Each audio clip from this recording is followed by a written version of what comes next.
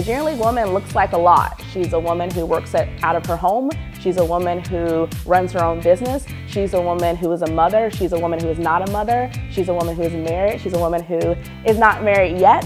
And so I think the Junior League woman can be any woman. We just want women who believe in other women and who want to do the work that's needed in our community. I'm involved with the Junior League because I see it as a way of finding solutions to problems in this community. To me, the most important thing that Junior League is doing every day is providing opportunity to our members. This is fun. It's fun to be involved. It's fun to be surrounded by amazing, inspiring women who are smart and hilarious and a little bit crazy. It's fun.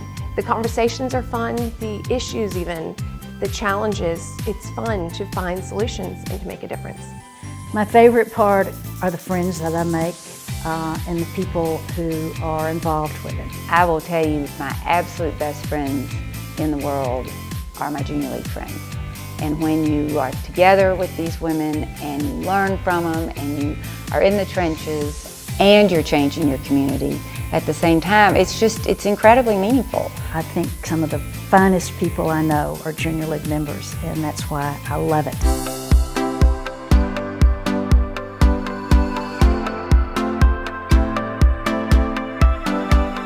The Junior League mission is the thing that continues to attract me to the work.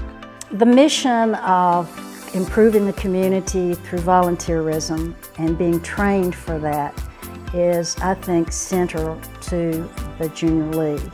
So I love different parts of our mission. I love helping other people read the mission and dissect it, because I think it helps you find yourself in those words. And so for me, I love the fact that we're developing the potential of women. I am all about women's leadership and all about the power of women and what we can do in this world, especially when we work together. So that piece is very core to me and drives my passion and love for this organization. Helping women be their best selves, to grow and make a difference in the community, to make this world a better place. All of that happens through our members. These are all very talented women who could do a million things, but we can't be everything. But we can promote volunteerism. We can train you to be whatever kind of volunteer you would like to be and wherever you would like to go. I love that we're training volunteers. I don't think people always think about that. You know, you're a volunteer, so you just do something, right? But there's a skill set that comes with that, and a way that we get sent out into our city and have certain abilities that other people don't have. It really makes all the difference for a volunteer to be trained. It's one thing to have an awareness of an issue and to know that something needs to be done, but if you don't know how to approach it or how to actually carry out the work that needs to be done, it's very ineffective. The training part of Junior League was a big surprise to me. I didn't think I needed it. I didn't know they had it, and it turned out I was wrong on both counts. I think it can kind of serve as a launching pad, and I think that's what it's done for a lot of women. And a lot of those foundational skills came from their time in the Junior League.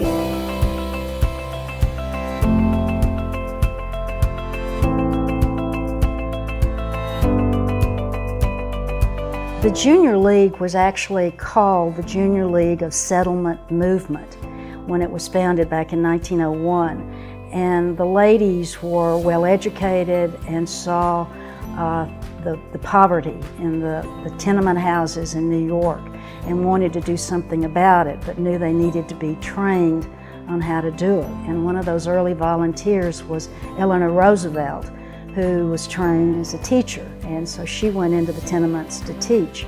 And from that, the movement of junior leagues around the country started. And I guess by the time the Junior League of Nashville was founded in 1922, there were about 30 other cities who had started a junior league. Our founders were in the same mold as the founders in New York.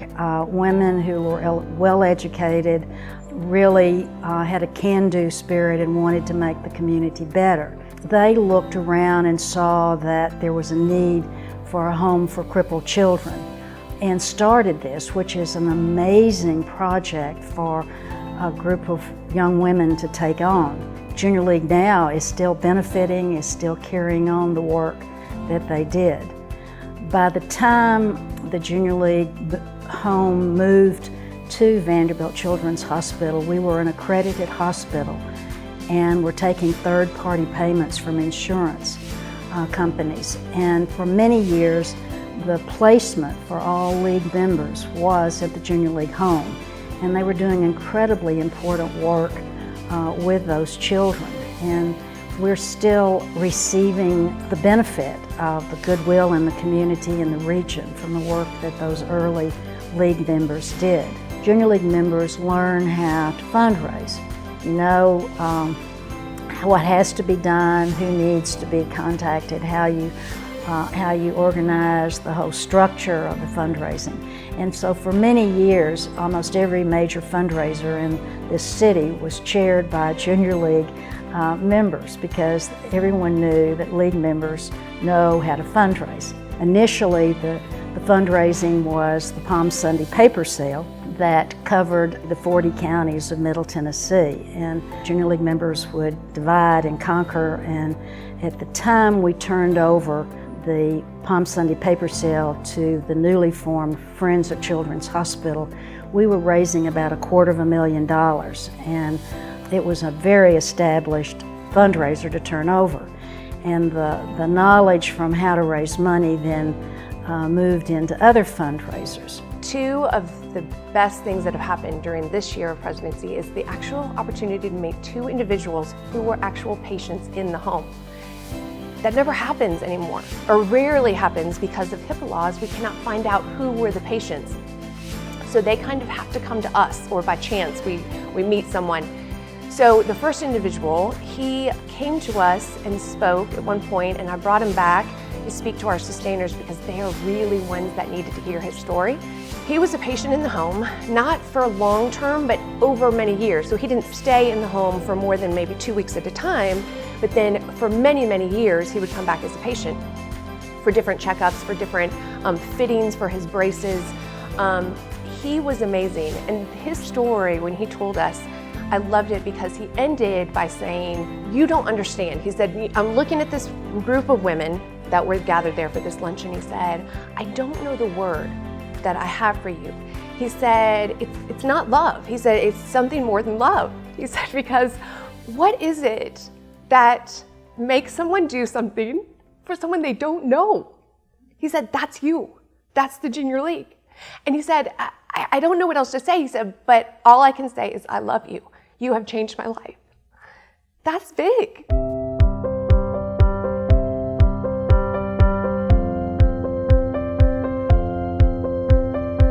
The Junior League, as with every organization, it evolves, and there are core values that I think are the same as they were at the founding 95 years ago, but the way a lot of things are accomplished have changed.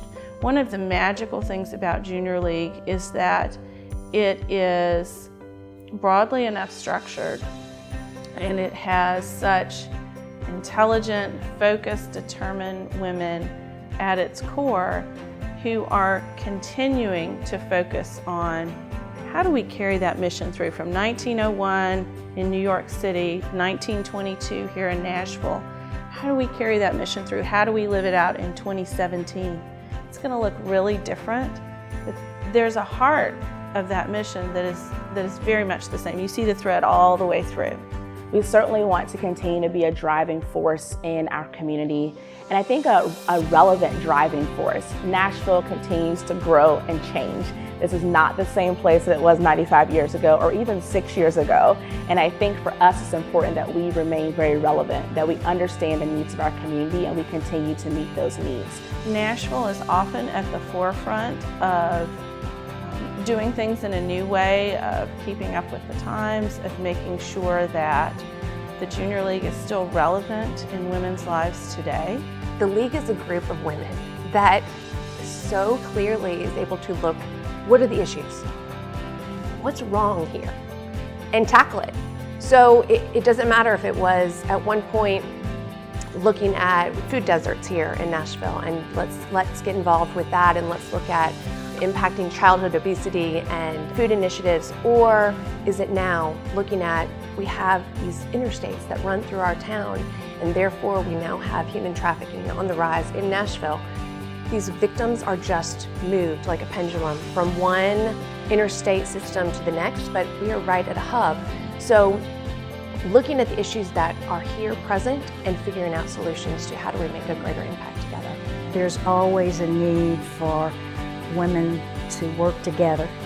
I think that there's a very powerful workforce that's there, and if the women are trained on how to get things done, it only doubles the energy that's behind those efforts.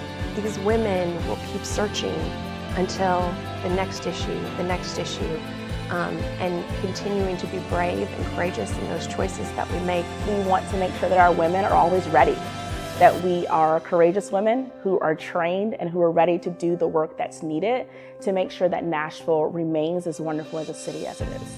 The Junior League provides a platform to give you a voice to make change. The Junior League surrounds you with other women who are from every background, every spot throughout Nashville, but they've come together for one thing, and that is that mission. So if you want to make a difference, this is the place. 95 years, that's a milestone. Congratulations, we made it. Congratulations, Junior League of Nashville, on 95 fabulous years. Can't wait to see the next 95. Happy 95th anniversary, Junior League of Nashville. I hope I look that great when I'm 95. Happy birthday to the Junior League of Nashville. I'm so happy to be a part of your history and also a part of your future. Enjoy. Happy birthday, Junior League. It's time to party. Anytime you have an organization that's lasted 95 years, it's a reason to celebrate. Gala brings together our members, sponsors, organizations, and patrons who all support our causes, and we are excited to toast with all of you.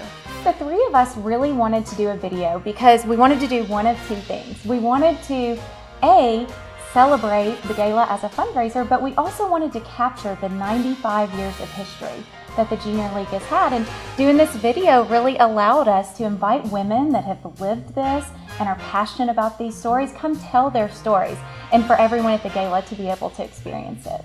Our hope for this night is that we can celebrate the wonderful 95 years of the Junior League of Nashville and all the wonderful things that we've done to contribute back to the Nashville community, and that everyone comes with a giving heart to contribute to our wonderful partner organizations. Happy birthday, Junior League! We hope you enjoy the gala.